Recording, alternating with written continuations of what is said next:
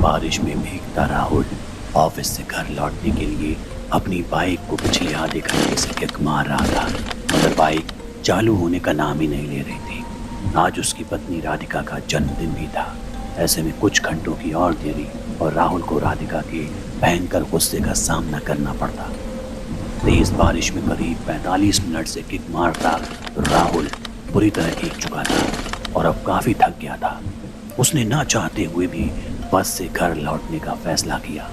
Bus stand पर पहुंचते ही तेज बारिश होने लगी। राहुल अपना सूटकेस अपने सिर पर रखकर बस का इंतज़ार करने लगा। अभी इस लम्हे को कुछ ही सेकंड और बीते थे कि अचानक उसके सिर पर बारिश पड़नी बंद हो गई। तो उसने जब पलट कर देखा तो उसे महसूस हुआ कि एक अनजान सा आदमी अपनी छतरी के आधे हिस्से को राहुल के सिर पर लेकर आ गया था ताकि वो बारिश से बच सके। ये देखकर राहुल बहुत खुश हुआ और उसे मुस्कुराकर धन्यवाद दिया। उस आदमी ने हाथों में ग्लव्स, आंखों पर एक काला चश्मा और सिर पर एक काली टोपी पहनी थी, इसलिए राहुल को वो आदमी दिखने में थोड़ा अजीब लग रहा था। तभी अचानक राहुल का फ़ोन बजा। उसने पॉकेट से जैसे ही फ़ोन निकाला, फ़ोन उसके हाथ से स्लिप होकर ज़मीन पर गिर गया।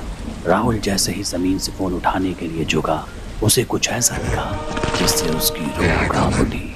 उसके साथ में खड़े उस आदमी ने जूते तो पहन रखे थे लेकिन उसके पैर नहीं थे। राहुल को ऐसा लगा मानो वो आदमी हवा में झूल रहा है। अब ये देखकर राहुल के चेहरे का रंग बदलने लगा, मगर उसने चुपचाप अपना फ़ोन उठाया और उसके पैरों के बारे में सोचने लगा। राहुल ने अब उस आदमी से दूर जाने के बारे में सोचा, लेकिन जैसे ही उसने अपनी नज़रें घुमाई तो उसने देखा कि अब पूरा बस स्टैंड खाली था। आसपास किसी ऑटो का नामो निशान भी नहीं था। बस स्टैंड पर अब राहुल और उस अजीब से आदमी के अलावा और कोई भी ना था। हर बीतते वक्त के साथ राहुल की हालत अब ख़राब हो रही थी। देखते ही देखते बारिश भी अब तेज़ होने लगी थी।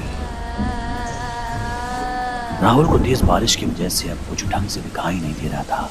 उसे कोई बस भी आती हुई दिखाई नहीं दे रही थी। राहुल ने अपनी पत्नी राधिका को मैसेज किया और उससे अपनी सिचुएशन बताते हुए बस स्टैंड पर जल्द से जल्द आने को कहा। अभी राहुल ने मोबाइल में मैसेज टाइप कर राधिका को भेजा ही था कि तभी पीछे से उस आदमी की आवाज़ आई। राधिका को यहाँ बुला रहे हो? मेरी बात मानो, उसे यहाँ बुलाना ठीक नहीं। ये सुनते ही राहुल के पैरों तले ज़मीन खिसक गई। वो छतरी के नीचे से निकलकर रोड की दूसरी तरफ भागने लगा। राहुल बिना पीछे मुड़े तब तक भागता रहा जब तक उसे वो आदमी दिखना बंद नहीं हो गया। भागते भागते राहुल बहुत थक गया और रोड की साइड में लगी एक बेंच पर जाकर बैठ गया। उसकी सांसें फूल रही थी। उसने अभी खुद को संभाला ही था कि अचानक एकदम से उसके सिर पर पड़ रही बारिश की बूंदें फिर से बंद हो गईं। राहुल ने तिरछी नज़र से देखा तो उसकी साइड में फिर वही आदमी छतरी लिए खड़ा था। ये देखकर राहुल की चीख निकल गई और वो तुरंत उस बेंच से उठकर फिर से रोड की तरफ भागा। रोड पर बारिश की वजह से अब धुंध भी आने लगी थी। आसमान में कड़कती बिजली की आवाज़ राहुल की चीखों को दबा रही थी। थोड़ी दूर आकर राहुल फिर से रुक गया।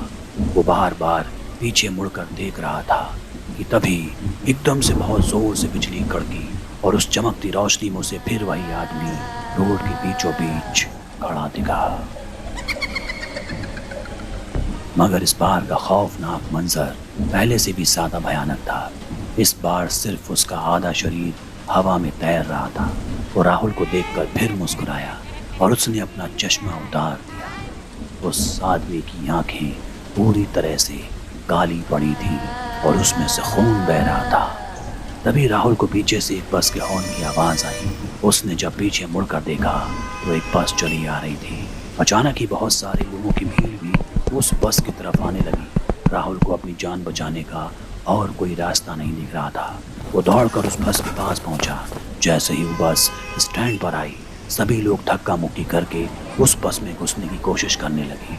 उसी समय धक्का मुक्की में राहुल उस भीड़ के बीच गिर पड़ा। उसके पूरे शरीर को भीड़ ने कुचल दिया। बस के ड्राइवर ने भीड़ को हटाने के लिए बस को थोड़ा आगे बढ़ा दिया और राहुल के पैर उस बस के नीचे आ गए। तड़पता हुआ राहुल वहीं होश खो बैठा। तभी राधिका ऑटो से राहुल की बताई हुई लोकेशन पर पहुंच गई। उसने राहुल को रोड के बीच खून से लथपथ पड़ा देखा और अब उसके पास कोई भी ना था। राधिका राहुल को जल्दी से हॉस्पिटल ले गई। राहुल की जान तो बच गई, पर वो अपने पैर हमेशा हमेशा के लिए खो बैठा। डॉक्टर और पुलिस के पूछने पर जब राहुल ने अपने साथ हुई घटना बताई तो कोई भी उसकी बातों पर यकीन नहीं कर रहा था। पर जब राधिका ने उस बस स्टैंड से जुड़ी न्यूज़ रिपोर्ट को गूगल पर देखा तो उसके होश उड़ गए। करीब 5 साल पहले ऐसे ही एक केस में एक आदमी की मौत हुई थी और तब से लेकर आज तक हर साल मॉनसून के महीने में एक आदमी ऐसे ही हादसे का शिकार होता है।